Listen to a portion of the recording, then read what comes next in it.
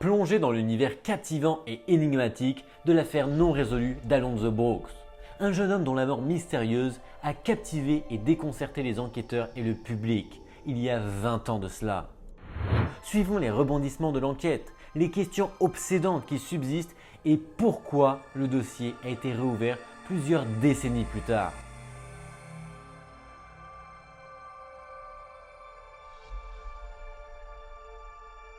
En avril 2004, un soir comme tous les autres, un jeune afro-américain nommé Alonzo Brooks, 23 ans, originaire d'une petite ville du Kansas appelée Garner située au sud de Kansas City, décide de se rendre à une fête avec 3 de ses amis, tous blancs que je tiens à préciser, dans une zone rurale d'une ville voisine appelée La Cygne, qui se trouve à environ 50 minutes de route de Garner, encore plus au sud.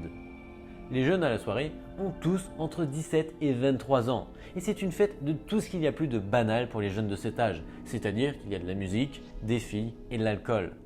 Selon l'un de ses amis avec qui il est venu à la soirée, Alonzo s'intègre rapidement et essaye de déjà draguer l'une des filles présentes sur place. Avant de continuer, il est important de mentionner qu'à l'époque, le racisme était présent dans beaucoup de petites villes aux États-Unis et pour ne pas déroger à la règle, la ville de La Cygne était l'un de ces endroits.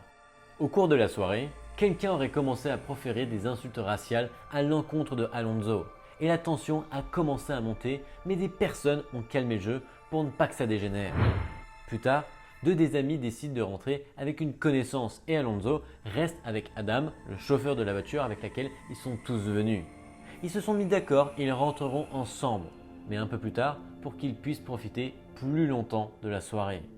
Un peu plus tard, Adam étant un cours de cigarettes, décide d'aller en chercher dans un magasin qui est censé être un petit peu plus loin. Il propose à Alonzo de venir avec lui, mais ce dernier décide de rester sur place, sachant d'autant plus qu'il ne fume pas. Adam part en voiture et au bout de 30 minutes se rend compte qu'il s'est totalement perdu. Il appelle Alonzo pour lui dire que le temps qu'il retrouve la route pour revenir à la soirée, il ne va pas revenir pour repartir et Adam décide donc de rentrer directement chez lui. Il dit à Alonzo de se renseigner à la soirée, mais que plusieurs personnes devraient pouvoir le déposer chez lui. On va pas se mentir, c'est un peu un coup d'enfoiré que son pote lui a fait. Ils partent ensemble à une soirée et finalement il décide de se tirer sans lui en le laissant dans une soirée où son pote ne connaît absolument personne. Le lendemain matin, la mère de Alonzo appelle tous ses amis avec lesquels ils sont partis à la soirée parce que bien évidemment il n'est jamais rentré à la maison et personne ne l'a vu.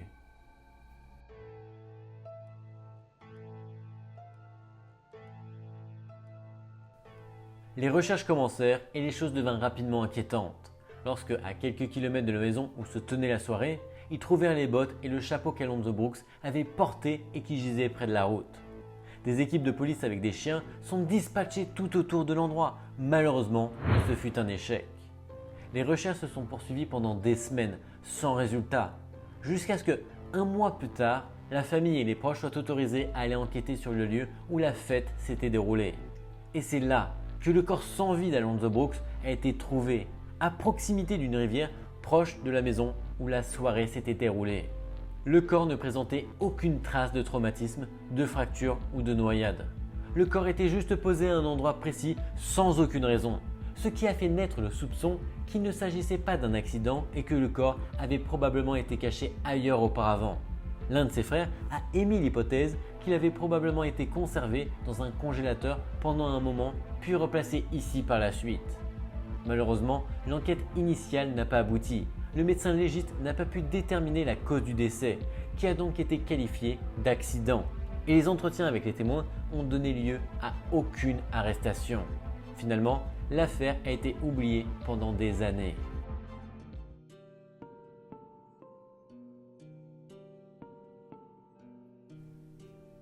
Le 11 juin 2020, après plus d'une dizaine d'années, le FBI et le bureau du procureur général du Kansas ont rouvert l'enquête après une émission sur Netflix. L'affaire a été rouverte en tant que cold case, ce qui signifie affaire non résolue.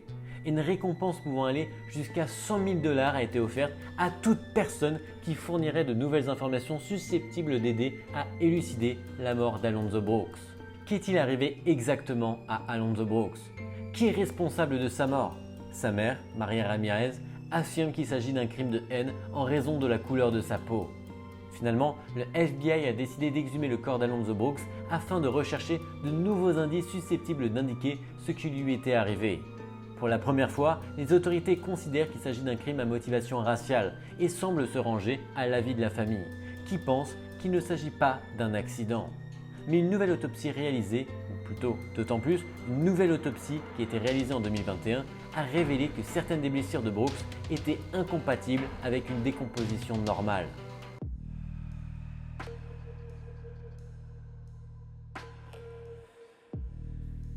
Selon Maria, la mère d'Alonzo, l'assassin de son fils a commis un crime de haine.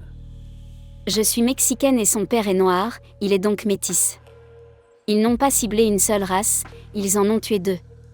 Il a été pris pour cible en raison de la couleur de sa peau. Il est impossible de croire que la mort d'Alonzo soit un suicide ou qu'il soit tombé accidentellement dans un ruisseau relativement peu profond du comté de Lynn, laissant derrière lui ses bottes et son chapeau, le tout sans le moindre témoin. La police continue également d'enquêter sur un éventuel motif raciste. Brooks étant l'une des 3 personnes noires présentes à la fête, qui se déroulait dans un quartier majoritairement blanc. Pour étayer cette théorie, les amis de Brooks affirment qu'il a été la cible de plusieurs insultes racistes au cours de la fête. Ils affirment également qu'un homme blanc s'est approché de lui en colère et supposent que cela pourrait être dû au fait que Brooks flirtait avec une femme blanche. Plusieurs bagarres ont éclaté ce soir-là, mais il n'est pas certain que Brooks était impliqué dans l'une d'entre elles. Aucun témoin ne s'étant manifesté au cours de l'enquête initiale.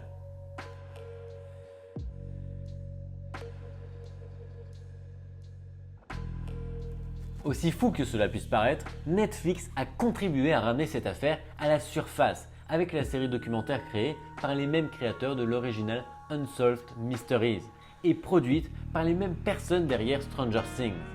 En fait, le co-créateur de Unsolved Mysteries, Terry Don Meurer, a déclaré à Entertainment Weekly que son équipe suivait la disparition d'Alonzo depuis 2017, bien avant de lancer la série sur Netflix. Et on pense que la production de l'épisode pourrait avoir été ce qui a déclenché la réouverture de l'enquête. Il n'y a toujours pas de réponse, mais les fans de la série ont déjà leur propre théorie sur ce qui aurait pu se passer et auraient également envoyé des indices à la police.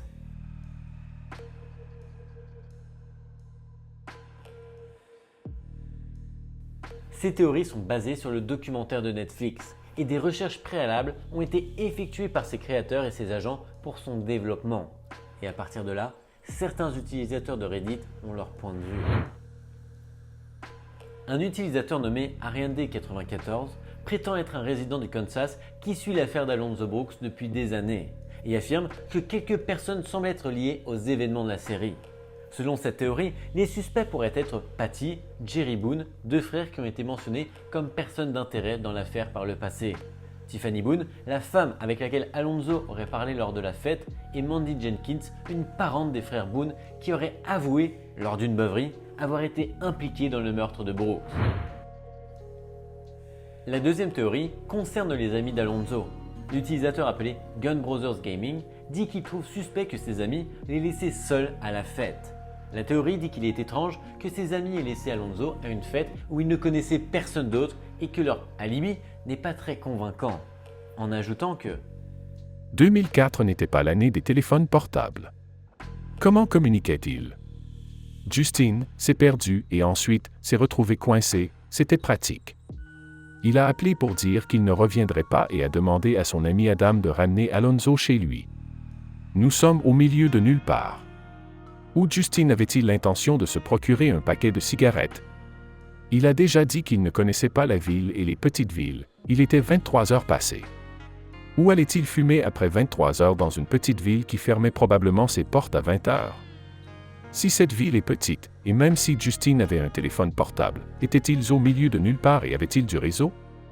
Peut-être, cela pourrait être plausible, mais même aujourd'hui, je n'ai pas une réception cellulaire merdique dans des endroits comme celui-ci. Je pense qu'ils ont plus à voir avec le meurtre qu'ils ne le disent. Ils avaient chacun un alibi pour l'endroit où ils se trouvaient. Quelqu'un d'autre a remarqué toutes ces fausses interprétations pendant l'épisode. La police doit se pencher sur les amis blancs douteux et commencer à leur demander des réponses, car leur histoire présente de sérieuses lacunes.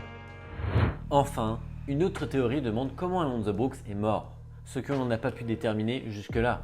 Le corps ne présentait aucune trace de violence ou de noyade, mais on pense qu'il a pu être enfermé dans un congélateur et laissé là pour mourir de froid. En raison de l'état de ses restes, certaines personnes suggèrent qu'il a été conservé dans un congélateur à viande jusqu'à ce qu'il soit jeté dans la rivière, écrit Gobersmuch. Bien qu'il s'agisse d'une suggestion épouvantable, je ne pense pas que l'on puisse exclure qu'Alonzo ait été mis dans un congélateur vivant, peut-être très ivre ou même inconscient, et qu'on l'ait laissé mourir proprement.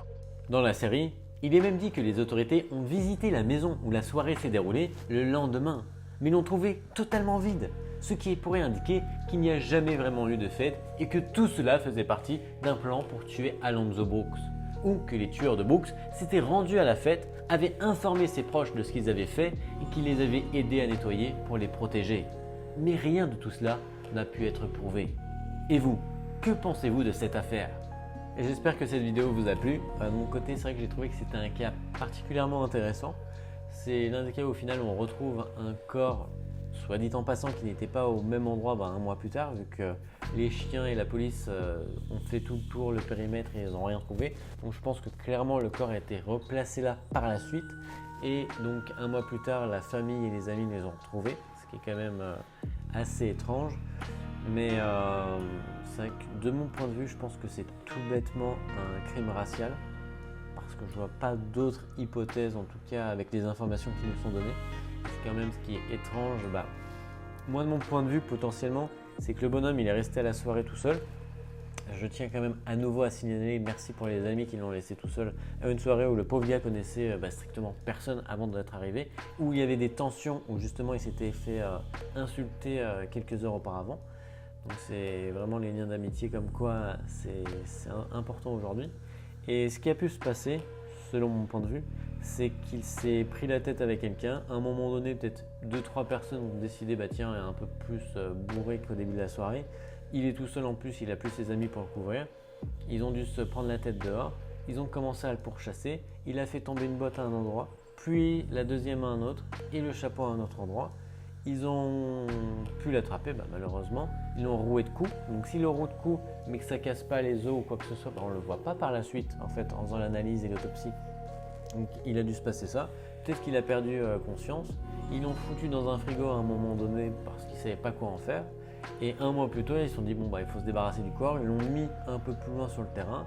Et c'est pour ça que sur le moment, la police ne l'a pas trouvé, mais que par la suite, la famille et les amis ont pu, lors de la recherche, un mois plus tard.